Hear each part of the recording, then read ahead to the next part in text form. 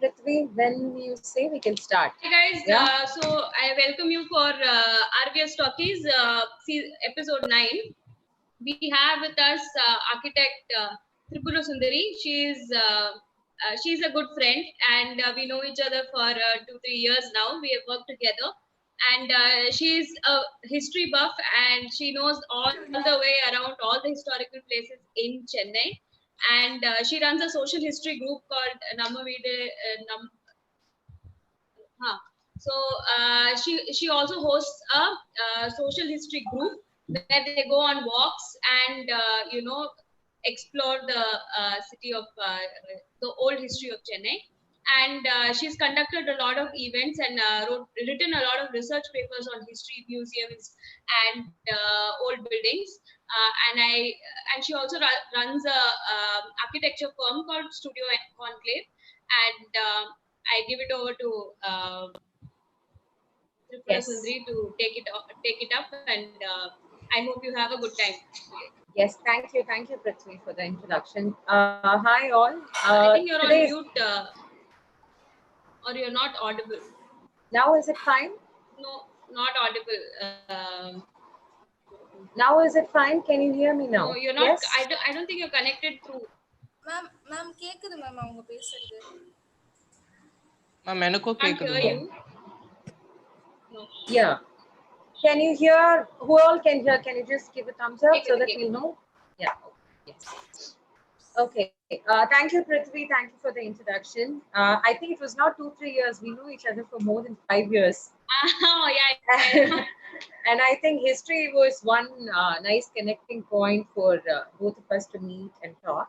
So I'm very happy to talk today about museum for two reasons. One is today is International Museum Day.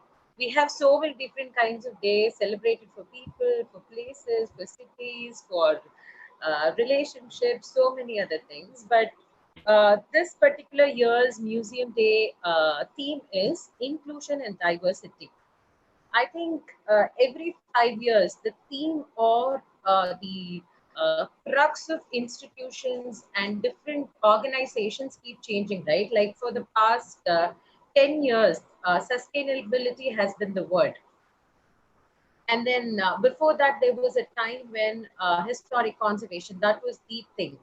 And then this particular 2-3 years, there has been a lot of awareness creation, and lot of institutions, organizations, private museums, institutions, historic institutions, schools, colleges, worldwide have given years to actually listen about what is inclusion and what is diversity.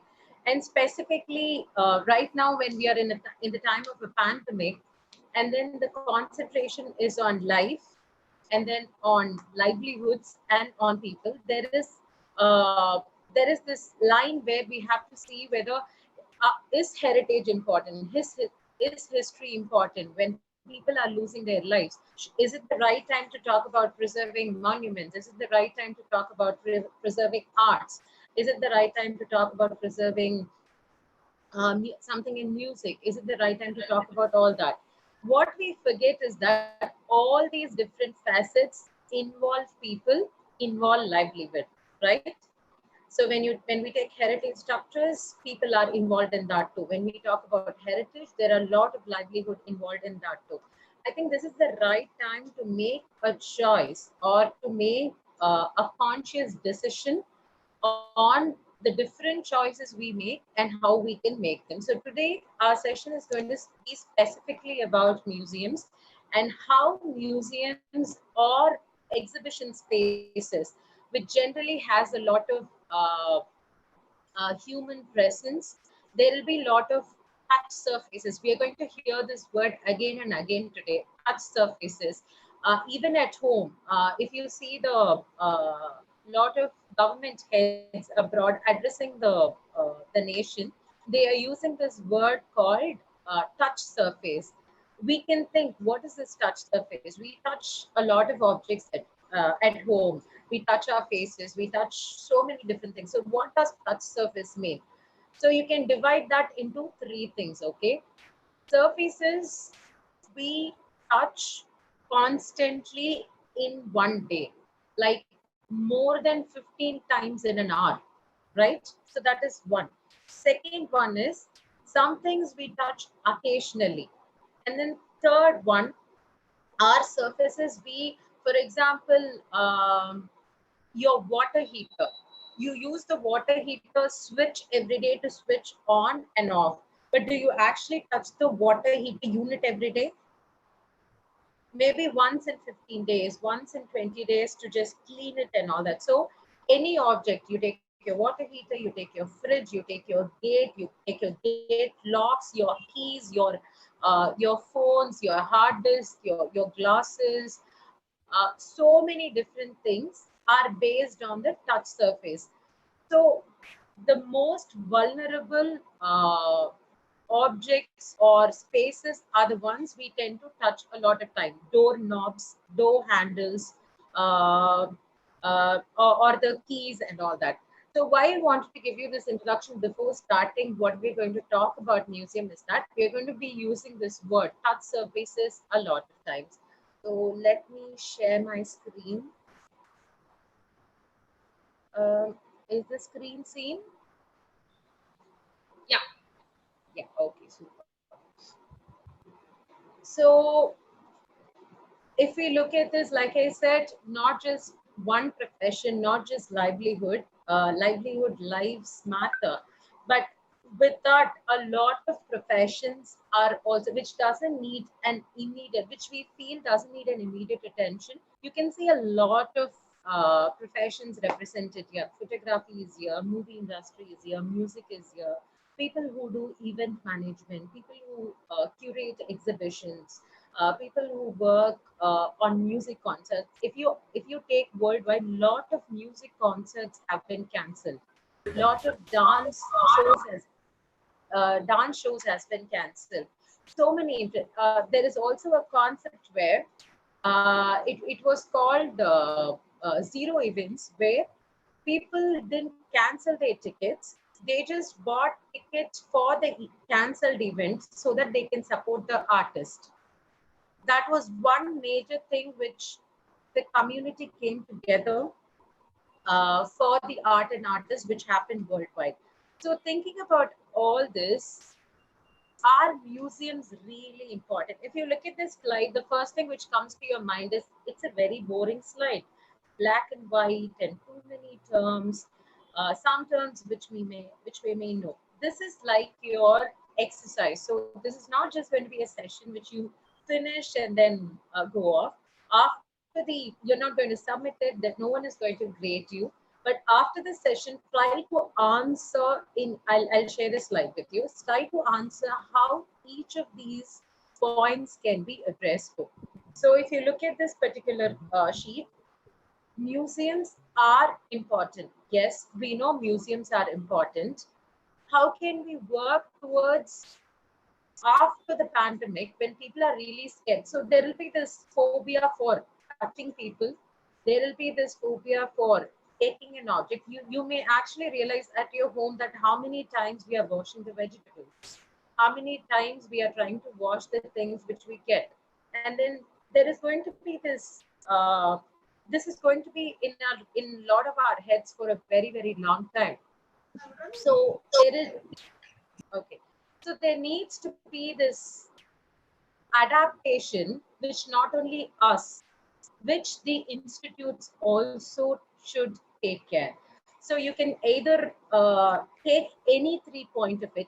It can either be adapt, adopt, and acknowledge, or it could be adapt, reinvent, engage.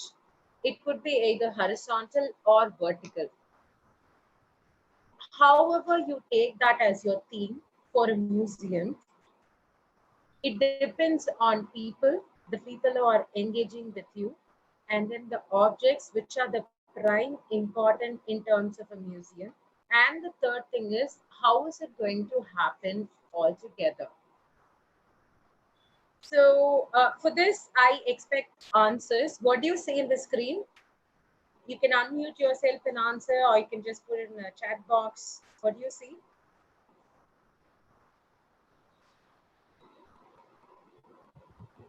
Or can you see something? Yes. Teacup made out of fur. Okay, teacup made out of fur. This is a very common slide I use in uh, uh, a lot of sessions as an icebreaker. So teacup made of fur. Any other answer? Do you think it could be something else also? Anyone else? It looks like a mouse to me. I get refused of a mouse. Mouse, because of that furry thing. True. Anything else? And the spoon looks like a tail. That's Exactly. It looks like one other play. It is rolled on and sleeping. Yeah. Anything else? Fur cup. I mean, a teacup made of fur. Okay. So yes, this is a teacup made of fur. Whenever we look at this, no, we feel this is unique. We feel this is very different. We feel this is one of a kind. We feel there's a lot of effort which has gone into it. There could be other notions also where like it doesn't look nice, it doesn't look appealing, but definitely people find it very different because fur is not a common material used for making teacups, because the essence of a teacup is to serve tea, and the essence of the spoon which is next to that is for mixing it, and the saucer is for holding the up and the spoon, right? But will a fur cup uh, fulfill that purpose of having tea or any of the essence for a teacup? No, I can see a lot of people shaking your head. Yes. So it doesn't fulfill it. But yeah, if aesthetics is your only purpose in creating something, not necessarily building, then yes, this is unique, this is different, this makes a lot of this gets a lot of eyeballs, you can make a lot of people look at your object, but is it conveying the purpose? That is one thing which is very important in museum designs. Like I said, look at the different words here. This can be used in any combination. So let me look at one particular session for it. Adapt, adopt, and acknowledge. So when I say adapt, this is a time when we have to adapt ourselves for no touch surfaces in museums. So let's just imagine that we are entering the museum. What's the first thing we do? Generally, we say, okay, we'll get the tickets. But assuming if you're coming by a car, or if you're a group who are coming by a bus or a van or something, you have to take your transport ticket, and then you have to park your vehicle and then come out. That's your first human interaction if you want to take directions, right? This particular part can be reduced a little bit for the safety of the watchmen or people there by proper signages. That's the simplest thing to say. But what will you do for your tickets? What will you do for the tickets which is there? You can say you can design a kiosk, you can design, yes, kiosk is a point, but keep in your mind that kiosk also needs human touch. If it is based on buttons, if it is based on button functioning, yes, you need a lot of touch surfaces. The other point could be having an app or something which people are given a signboard to install, and then they can get the transport ticket and enter. Here, I would like to mention a point that, but this is this an inclusive model? Is this a very holistic model? The answer is no, because are we expecting everyone who's coming to a museum to have how do I say, everyone who's coming to a museum to have a smartphone or a tab or someone who's tech savvy? No. So that facility also needs to be there. So yes, a kiosk, but kiosks which function with scanning systems and all that, or ticket counter is the option for people who doesn't have all this. There needs to be a proper glass channel properly designed between the person, so it is safe for the ticket counter, people in the ticket counter, and also for the visitors, right? So this may sound like a very silly thing. Is it something design oriented? Why should we think about all this, right? But the first impression of a place is the entry gate and how welcoming you are to that place.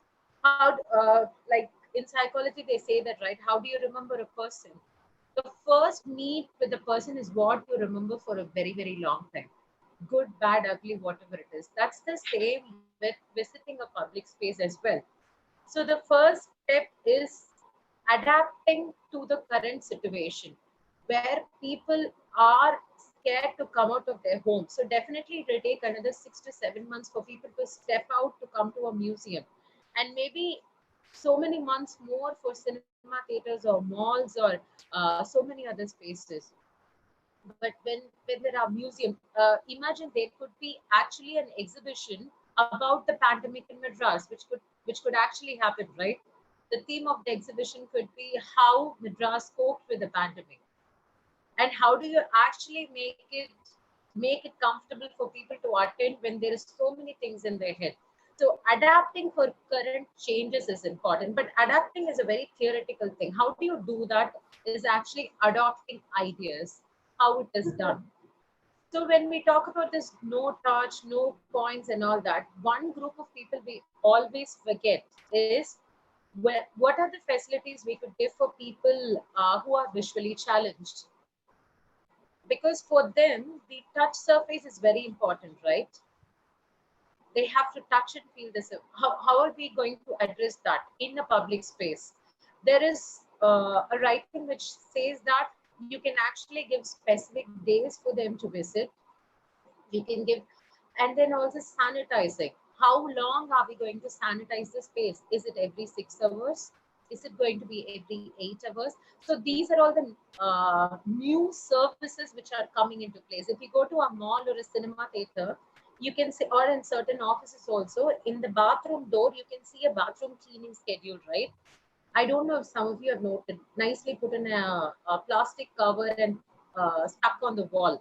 When or what time did they check the different toilets, and how much have they cleaned, how much time, and all that. Checking, you can, the checklist will have handles, toilets, closets, everything. I think this is a new service, like your electricity, like your plumbing, like the different fire hazards, everything.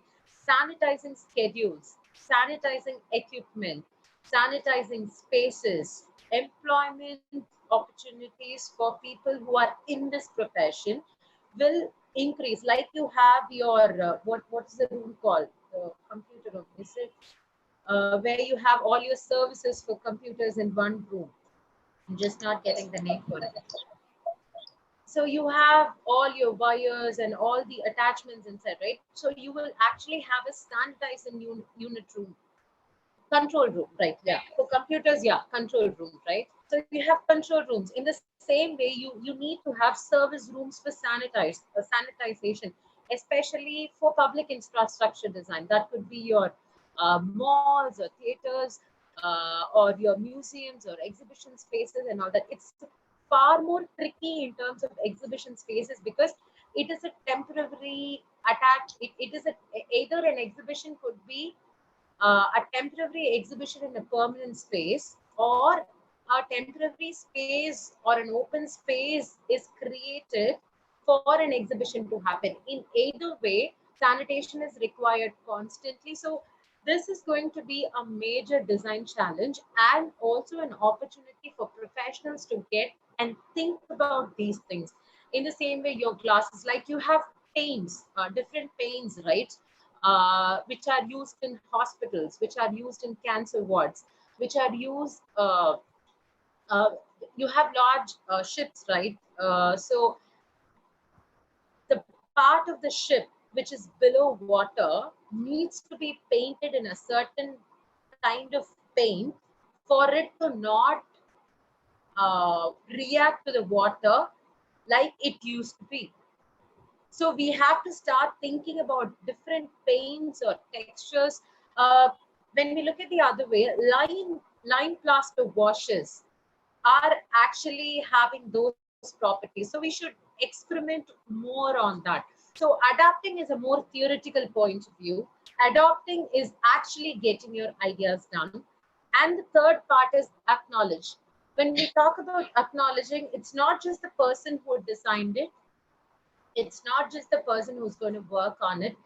Those are your frontline workers, the actual professionals who are going to handle people, the actual professionals who are going to, how do I say, be there and work in the museums to get things done, right? So this is one scheme you can take for your museum design: adapt, adopt, and acknowledge. But for this to happen, there needs to be a lot of commitment from the person who's designing, executing, and maintaining, right?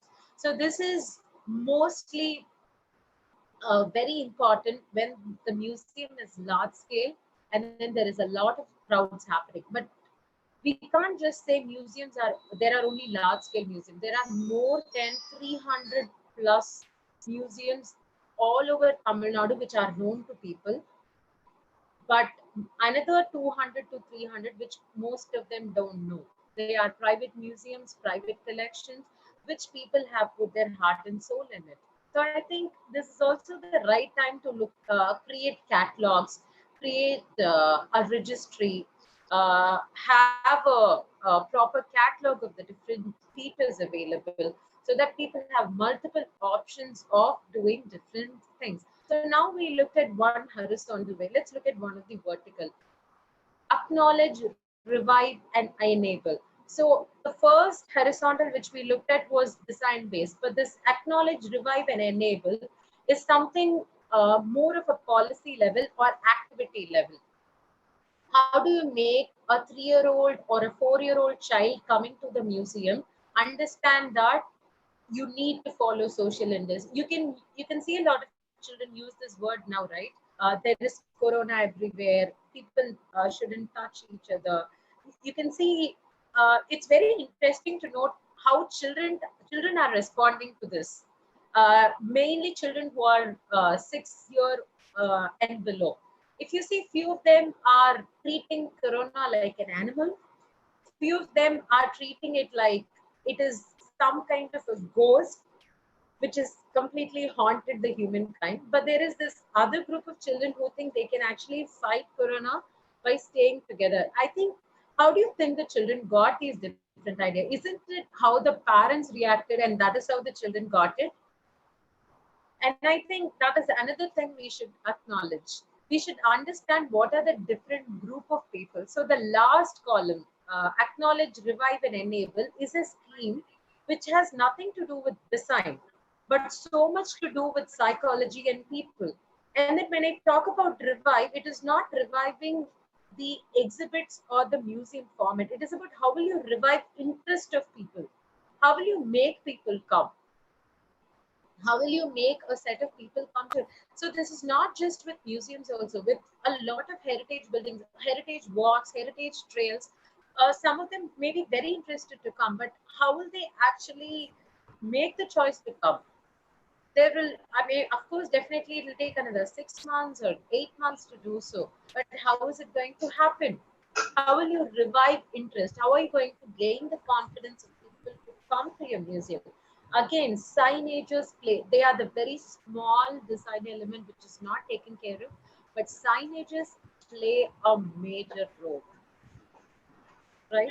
And technology also plays a major role. So lot of openings in you can see a lot of wonderful museums all over the world are opening out on Instagram, Facebook, and so much lives and exhibits. There is also this page where you can recreate a museum piece. You can exactly post like a museum object and then they post it. I found it very interesting because okay, so you can you can you can explore multiple ideas which would make want people to, you keep talking about a particular exhibit or a object online, it will definitely revive the interest of people to wanting to look at it in person. The best example is we see a lot of these sunsets and beautiful silhouettes of buildings online, right? Why do we want to go and travel to that place when we see it, when we can see the pictures? Because when the picture is kindling our interest, and when that picture or the video or the write-up is so beautiful, it is so well written, it kind of drives us to actually go and visit the place, right? So I think that particular documentation, the point I spoke about cataloging, and then having a list of objects, list of museums, list of activities which people can do will revive their interest. But yeah, you acknowledge, you revive. What's the third thing? You have to enable. You have to enable it. See, we spoke so much about kiosk and technology and QR card, but you actually have to enable it, right? You should actually create it for people to know. This particular vertical needs a lot of integration, and integration between technology and then people-based practices and so many other points together. So we looked at a horizontal and vertical about how to look at museums after the pandemic. So let's look at one point. For example, if you look at the word reinterpret in the middle, this is also a game we generally play with children to understand what are the different exhibition and museum exhibits they like. So if you look at reinterpret, there are two words, right? Consensus and inclusive, which means that when you actually want to reinterpret how a museum looks, yes, you have to be inclusive with ideas, inclusive. It's not just inclusive space, inclusive with ideas, inclusive with people, inclusive with traditional materials, inclusive with proper equal pay for everybody, inclusive in terms of social paradigms as well. And then when you look at this side, consensus. Consensus is another word which is very important in public infrastructure design or policy making. Consensus is how people get together to make the right decision, or the decision if they are making is right. So when you take reinterpret, inclusive and consensus is the key word. When you take reinvent, innovation and consensus plays a major role. When you take adapt, innovation and commitment plays a major role. When you say enable, integration and collaboration plays a major role. Each of your design problem, if you try to do a very simple word matrix like this, it will be a guiding point. For example, every design problem of yours can be made into a word matrix. The word matrix may seem very different, but what you see now is something like a word matrix. So you can either go, and then also the other way to go about it, adapt, reinterpret, and enable as well. That's another way you can go, right? Diagonally. And then this side as well, acknowledge, reinterpret, and engage. Or if you have a word, no, I need a collaborative museum. So what are the words I should look at? You should look at enabling, enticing, and engaging. So engaging is engaging people with right. For example, the major problem in exhibition design or museum design is people easily cross the exhibits. People, they feel, no, there isn't anything which I have to say. They just move. How do you do that? How do you keep a person's, and then you can't expect them to spend, for example, average a museum lover would spend 4 hours. Okay. Someone who just came because a friend wanted to may spend 1 hour. Someone who just wants to get the feel of the space may do it in half an hour. Or I may not like all the different exhibits, but as a designer, as a person, as an architect involved in designing a museum or an exhibition space, it is our responsibility to make each of the exhibit engaging. How do you do that? We give touch and feel exhibits. We give something related to kindling their interest, something which would strike the human instinct. Water does that. You see a pool of water or you see water somewhere, you either want to touch it or you want to see how your face looks at it, looks in it, or you want to put something in it to check out the ripples. And then light does it, different ways in which light comes in. So rekindling the human instinct is very important in engaging.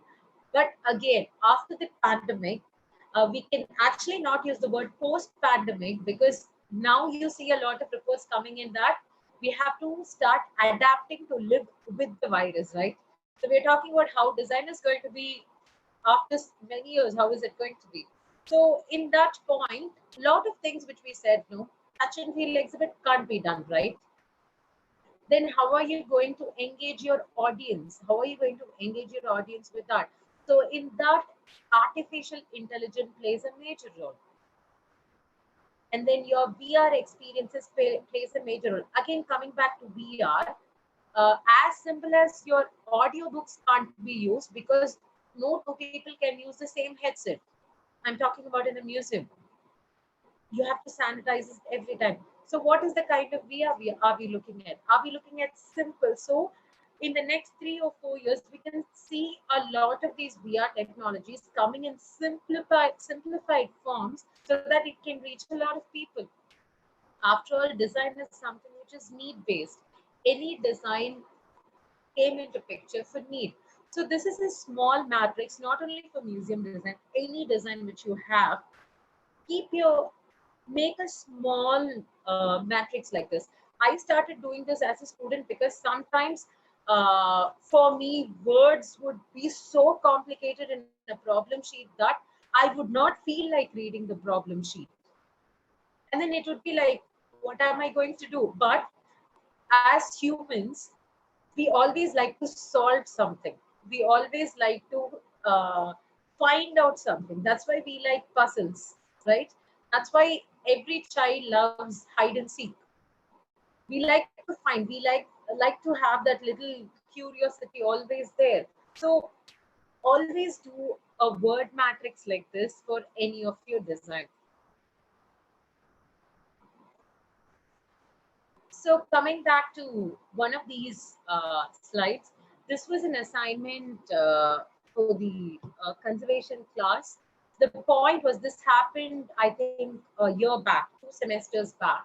Uh, the only two-line problem I gave them, or was the pointers I gave them was, they have to pick up a historical present, which is a space, and then they have to find solutions or give options to make that place more engaging, to make it more interesting. That is all.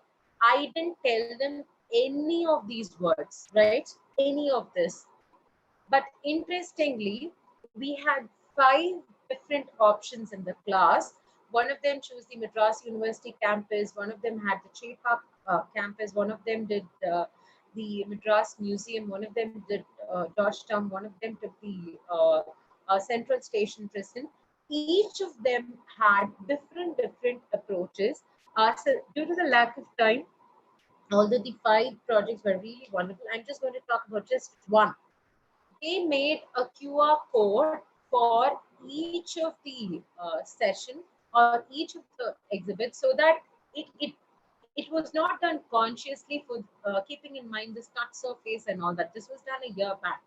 But this could be a good option, right? You can look at your phone. You don't have to buy a booklet. You don't have to work on how do I say, with that little scary thought in your mind. Can I touch that? Can I touch the kiosk? Can I touch the table? So they had the proposal of having different scan me kiosk or boards that people just can scan and get the details. They actually had a small app point also, which actually worked. And then they made a little puzzle, but this puzzle won't work now because again, touch and feel is a huge problem. So why I wanted to add that is, don't just look at your design problems as something which won't be happening in the real life. There could be some things for you to learn, or someday this could actually become become a reality, and your ideas could touch a lot of lives. So you can just quickly pick one row or column, or either vertically or horizontally or angular. Each of you pick three words plus the common word. I'll give you 5 minutes, then we resume the discussion.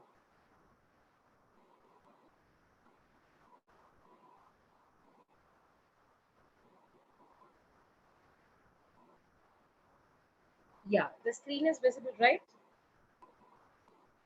Is the screen visible? Yes, ma'am.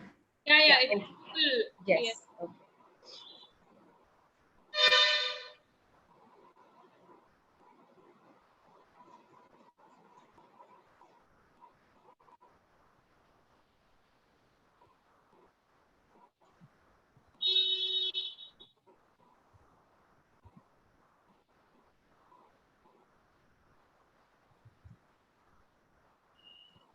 So once everyone is done noting your three words, then I'll stop the screenshot and then we can finish.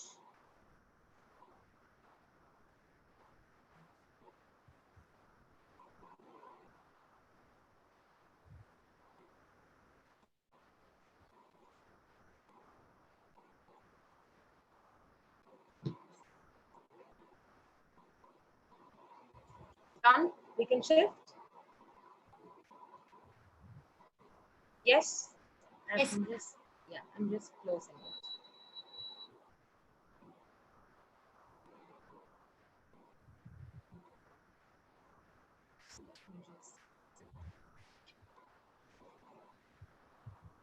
Okay.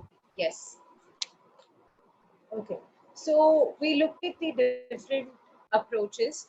Would any of you like to talk about the three specific words which you chose? Is my voice audible? Yeah, it's audible. Yeah. Okay. So would any of you like to talk about the three specific words which you choose? Which you chose? Yes. Is this a silent class? I Or will. there, I'll name you guys if you don't volunteer. see, don't make it like a baby class. Please, guys, respond. Ma'am, இப்படி சொல்ல வைக்காதீங்க. I can see people smiling, giggling, doing like this and all, but you can't answer. Reinvite, reinterpret, and revive. Okay. Why did you choose that? It leads up to consciousness, and Okay. in a museum, I want the content which I say to them, they should understand with all their consciousness. Consciousness. Is it? Oh, the consensus one, right? Yeah, sorry, yeah. But yeah, when you make the column, you can actually add consciousness there. See, that is how you interpret it. When you make your word matrix, you can actually add the word consciousness to it. Yeah, definitely. That could be your word matrix. Anyone else? Any idea came to your mind when you looked at the three words, or do you think this particular word should have been there? How did you miss putting it there? See, like I said, this is my interpretation. It could be different for each and every person. Anyone else? அப்படி இல்லைன்னா ma'am அதை கூப்பிட்டு சொல்லணும் ஒருத்தரா. Who's gonna do it next?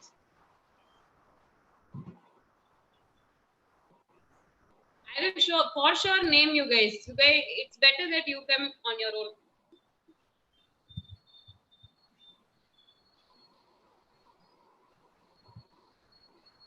Come on, guys. Yeah. Okay. Or you want to put it in the chat box if you're too shy to come and answer. You want to put it in the chat box? No? See, this is nothing to make you talk or and all that. It's just to give you open your mind out to different points. So please work on a word matrix for you in terms of museum. And these words, see, sometimes we feel we are stuck in design, right? It would feel like we are going in a flow, and then design is right there. You're able to see it. Like sometimes words get stuck while we are talking. I know what is this word, but I'm not able to say it out. I'm not able to spell it out. It is just here.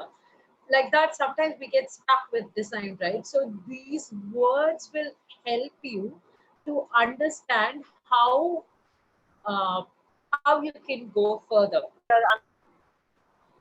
Okay, is there any questions? Are there any questions?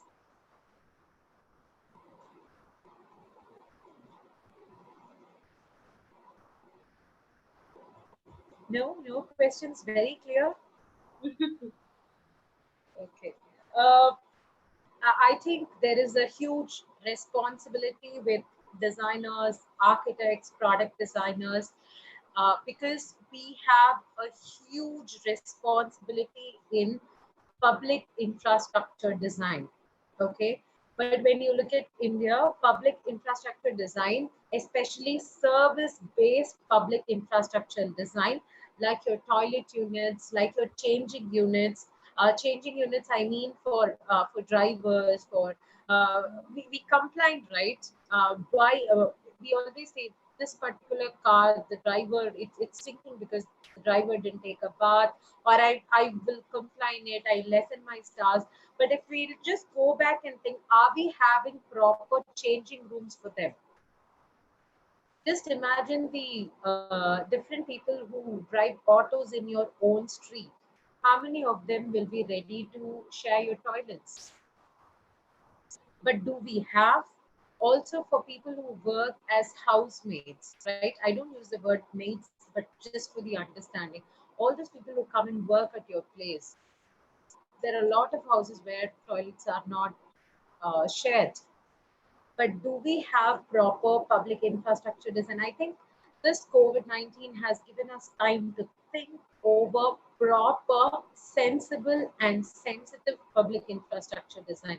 Because most of it which we have are either directly taken from abroad. Like there are self-cleansing, self-cleaning toilets in European countries, in a lot of places, but you need to make a little changes according to the country you live in to make it work.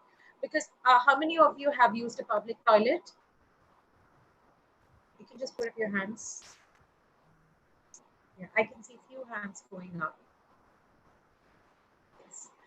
So I wanted to ask this question because I was someone who had so much hesitation to use public toilets and all that. But when we had a opportunity to work on social policy level changes in public infrastructure design, the first thing one of our mentors told was start using, this was right after my college, start using your public toilets. How will you know the difference? Then you get to understand what were the problems, because sometimes as designers, as architects, as people who can design or given a position to design public infrastructure, we don't design those spaces like we do for ourselves, right? Do we see there is a public toilet unit in the road, there is something in a campus also, but would we do the design in the same way? We should is the answer, but do we is the question, right? Do we actually put that much of concentration? So when we were talking about this public toilet design and all that, because when we talk about museums, a lot of my friends from abroad, I generally take them to museums and libraries, because when they are stuck with me, they have to come to these places. So whenever I take them, the one common thing they ask me is there a tea toilet? You told me this is a government museum, this is a government library. Will there be clean toilets? That's like a very common question people keep asking, even in the Madras speech, right? But how are we going to change this? It was a sanitation problem earlier, but now it's far more, right? Definitely, when you design a museum, when you design an exhibition space, you're going to do that. That consciousness should be a collective consciousness of what are the different problems we face. It has to be designed according to the Indian anthropometry, right? how are we going to, like, if you have used the new public toilets or the old ones or so many ones, they all have a very common problem. I wish the designers or like architects who design it, or people, they have to use it every month. Do you think they will design it in the same way if they have to design it every month? So I wanted to add this point because thanks to him for reminding this. I didn't even realize that I have to put the word consciousness in it. But it makes a lot of sense now after the pandemic. Being conscious is a very, very important thing. So public infrastructure and touch surfaces and sanitation. These three things are going to need a lot of uh, connection. These three things are to be connected in so many ways, and a lot of solutions need to be found. And spaces like the changing rooms, that is an infrastructure we don't have, right? Proper changing rooms. So that particular part should be there. And then also feeding rooms, women feeding rooms. Generally, it is given at one corner of the toilets, right? There needs to be proper design of that as well. And then inclusive toilets, for person who functions in a wheelchair, right?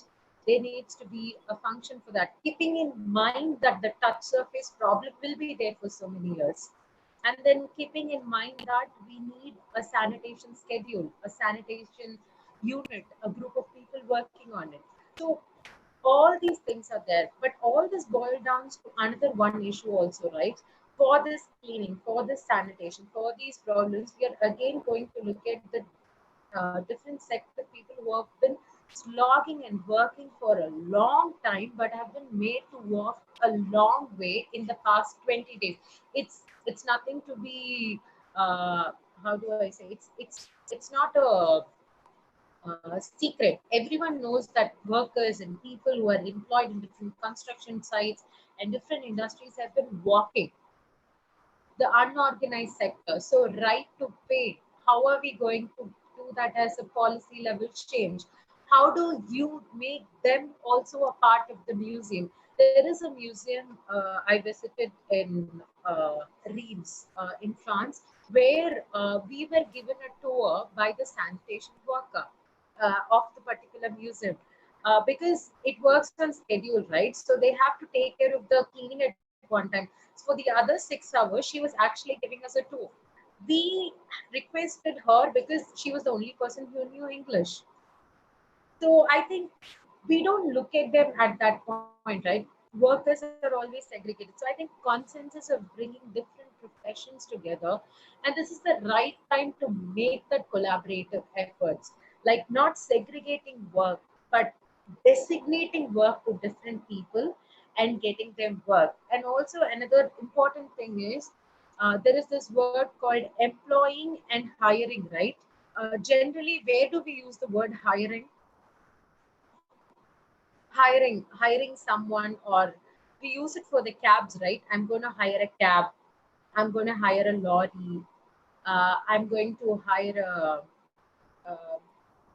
an auto or something. So do you think hiring is the right word to be used for a person? See, these are all so many things which we think it's very far from us, right? But I think this kind of a little social consciousness is also important while we design, or while we start designing our spaces for the future. It could be, I think this is the right time to do those small changes also. So, do you have any questions till what we spoke? Time is 4:50. Are there any questions? Or anyone wants to discuss the three words? We just had one person sharing his idea. Anyone else? How museums can be different after the COVID? Or do you think only live museums are going to be there and no one will go to the actual space?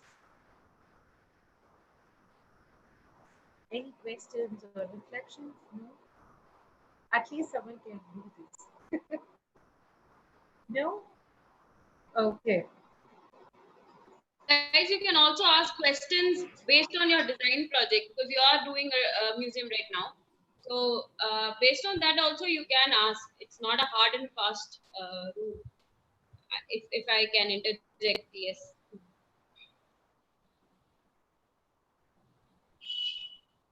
Yes, are you all online? Sure. Yes. So, can one of you explain what exactly is the problem? இதுக்கு நீங்க answer பண்ணியா? Yes. Audible? Sorry, did you ask me anything?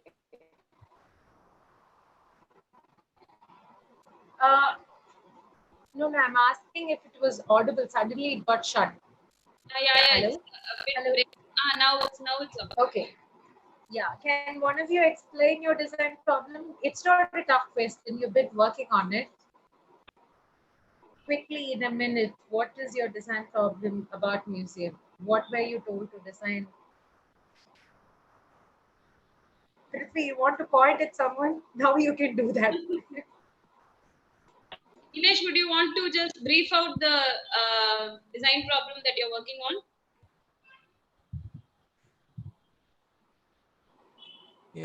Yeah, ma'am. Um, Yes. Actually, we've not yet started on designing yet. So we've been just introduced. So now we are actually learning on how different architects have been involved in creating their own style of building and stuff. So each and every person in our class has picked up an architect, and we are learning their styles. And particularly, we're learning about how they've designed museums and stuff. Now we will also have to look into a perspective of these touch-free zones and how to make safer environments for considering this as a uh, thing. Yeah.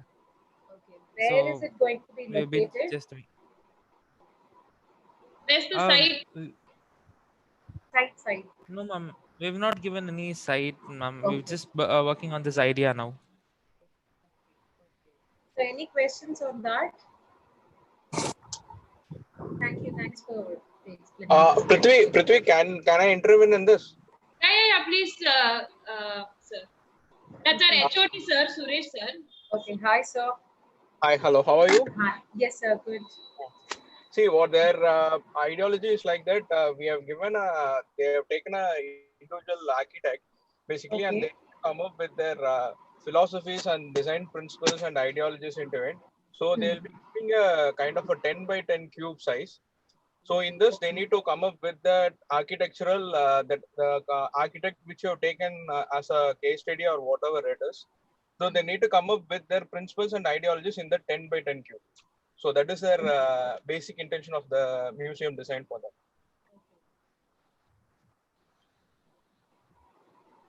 Did you see how sir gave the vibe in 1 minute?